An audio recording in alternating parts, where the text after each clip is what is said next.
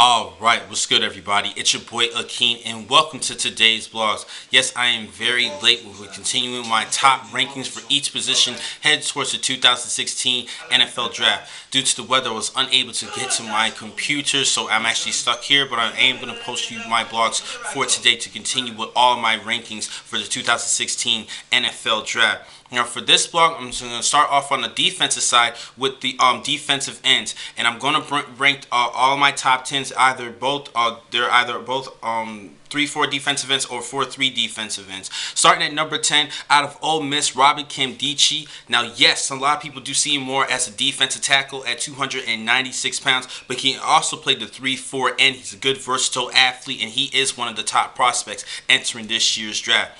At number 9, I'm going to have to go with Florida's John Bullard. Now, he definitely shows good athleticism, but he kind of lacks the speed a little bit. He runs a 4.9 40. If he just increases that speed, I think he could become a top 20 pick of this year's draft. At number 8, a player who has shown a lot of heart and courage from Penn State, Carl Nassib. He's a former walk-in, had over 10 sacks this past season, one of the top leaders in the Big Ten. Definitely a great, tremendous season for the Penn State Nittany Lions, despite the fact that this team went through a lot of issues because of off-the-field issues with the Jerry Sandusky case, and the Penn State Nittany Lions is trying to rebuild the school as a program, and he definitely was a loyal player, sticking with the team as a walk-in and become a star in the defensive end. At number 7, I'm going to have to go with Kevin Dodd out of Clemson. Definitely a great running mate with Shaq Lawson. These two defensive ends are in my top 10. At number 6, a kid from Eastern Kentucky, Noah Spence. Now, he had a great season this past year, 22.5 tackles for loss to go along with 11.5 sacks. But what caught everybody's attention was his play during Senior Bowl practice week. Definitely raised his draft status thus far.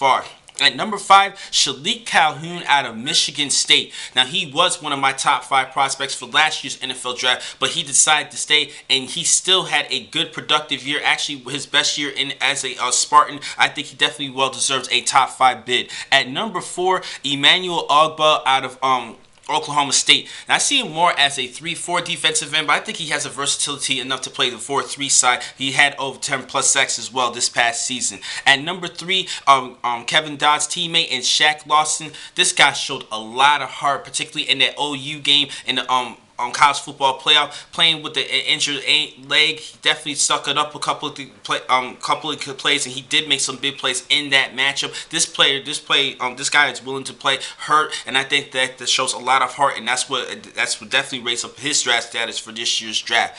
At number 2, DeForest Buckner out of Oregon. Now, he reminds me a lot of ex-Oregon Eric Armstead. He's also, I believe, more of a 3-4 defensive end at 6'7", 290 pounds.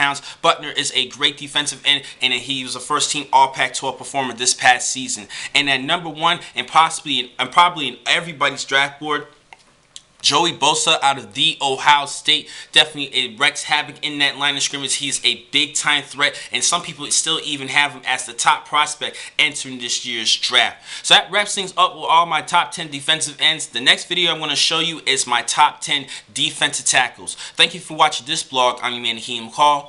Be easy.